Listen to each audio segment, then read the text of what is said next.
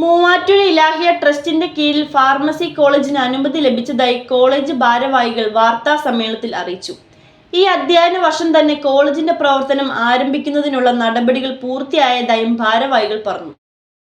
മൂവാറ്റുപുഴ ഇലാഹിയ ട്രസ്റ്റിന്റെ കീഴിൽ ഫാർമസി കോളേജിന് അനുമതി ലഭിച്ചതായി ഭാരവാഹികൾ വാർത്താ സമ്മേളനത്തിൽ അറിയിച്ചു.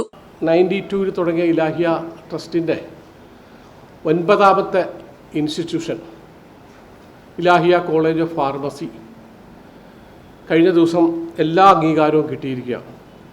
എല്ലാ അംഗീകാരം എന്ന് പറഞ്ഞാൽ നമുക്ക് ആദ്യം ഗവൺമെൻറ്റിൻ്റെ ഒരു NOC, അതിനുശേഷം കുഹാസിൻ്റെ അപ്രൂവല്, പിന്നീട് ഫാർമസി കൗൺസിലിൻ്റെ അംഗീകാരം. അതിനുശേഷം വീണ്ടും ഗവൺമെൻറ്റിൽ പോയ ഗവൺമെൻറ്റിൽ നിന്ന് നമുക്ക് ലെറ്റർ ഓഫ് പെർമിഷൻ എന്നും പറഞ്ഞൊരു ഗവൺമെൻറ് ഓർഡർ ഉണ്ട്. അതും കൂടാതെ ഫൈനലായിട്ട് കുഹാസിൻ്റെ കേരള ഹെൽത്ത് യൂണിവേഴ്സിറ്റി അതിൻ്റെ അഫിലിയേഷൻ ഓർഡറും ഇതെല്ലാം നമുക്ക് ലഭിച്ചു. കൂടാതെ 2026-27 അഡ്മിഷൻ്റെ ഞങ്ങളുടെ 60 സീറ്റുള്ള ഞങ്ങളുടെ കോളേജിൻ്റെ 30 സീറ്റിൻ്റെ അഡ്മിഷൻ നടത്തുന്നത് ഗവൺമെൻറ് എൻട്രൻസ് കമ്മീഷണറാണ്. ആ എൻട്രൻസ് കമ്മീഷണറുടെ വെബ്സൈറ്റിൽ ഞങ്ങളുടെ പേര് വന്നു.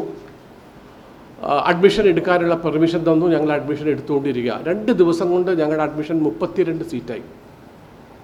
ഞങ്ങൾക്ക് പെർമിഷൻ കിട്ടുന്നത് കഴിഞ്ഞ ആഴ്ചയാണ്. കഴിഞ്ഞ ആഴ്ച കിട്ടിക്കഴിഞ്ഞ ഉടനെ തന്നെ ഞങ്ങൾ ഓൺലൈനിൽ അപേക്ഷ വിളിച്ചു. ഈ ഓൺലൈനിൽ അപേക്ഷ വിളിച്ചപ്പോൾ ഈ മൊത്തത്തിൽ ഗവൺമെൻറ്റിൻ്റെ ആ താമസം വന്നു. ഈ നീറ്റിൻ്റെ ഒരു പ്രശ്നം വന്ന് താമസം വന്നപ്പോഴോ എല്ലാവരും ഇങ്ങനെ ഈഗറായിട്ട് ഇരിക്കുമായിരുന്നു. എന്ത് കുട്ടികൾക്ക് ഈ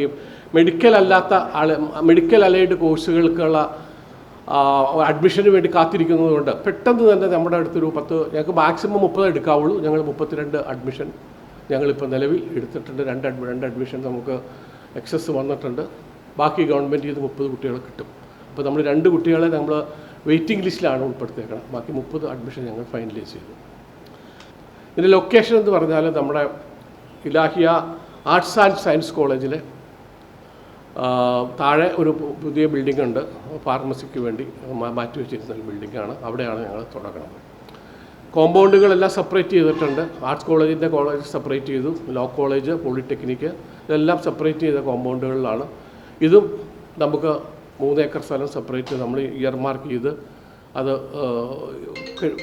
വേലി തിരിച്ച് നമ്മൾ ആ ബൗണ്ടറി തിരിച്ച് അതും നമ്മൾ മാർക്ക് ചെയ്തിട്ടുണ്ട്. ഈ അധ്യയന വർഷം തന്നെ കോളേജിന്റെ പ്രവർത്തനം ആരംഭിക്കുന്നതിനുള്ള നടപടികൾ പൂർത്തിയായതായും pharmacy college manager PH Muneer, chairman KY Sadiq എന്നിവർ പറഞ്ഞു. ഇലാഹിയ ട്രസ്റ്റിന് കീഴിലുള്ള 9ാമത്തെ സംരംഭമാണ് ഇലാഹിയ കോളേജ് ഓഫ് ഫാർമസി. പേഴയ്ക്കാപ്പള്ളിയിൽ സ്ഥിതി ചെയ്യുന്ന കോളേജിൽ ഈ അക്കാദമിക് വർഷം മുതൽ 4 വർഷത്തെ BPharm കോഴ്സിലേക്കുള്ള പ്രവേശനം ആരംഭിച്ചതായും ഭാരവാഹികൾ അറിയിച്ചു. കോളേജിന് കേരള സർക്കാരിന്റെ അനുമതി ലഭ്യമായതായും പ്രവേശനത്തിനായി c.kerala.gov.in എന്ന വെബ്സൈറ്റിൽ പേര് രജിസ്റ്റർ ചെയ്തു തുടങ്ങിയതായും അവർ പറഞ്ഞു.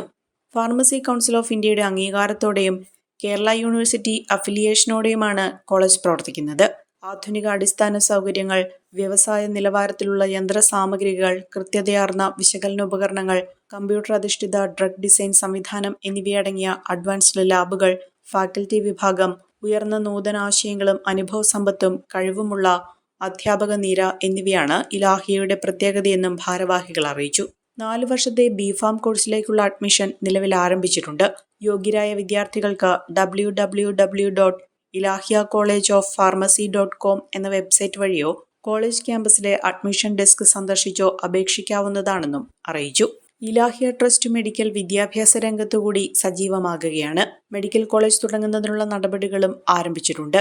Pharmacy college principal doctor Hariprasad, pharmacy college manager PH Muneer, chairman KY Sadiq എന്നിവർ വാർത്താ സമ്മേളനത്തിൽ പങ്കെടുത്തു.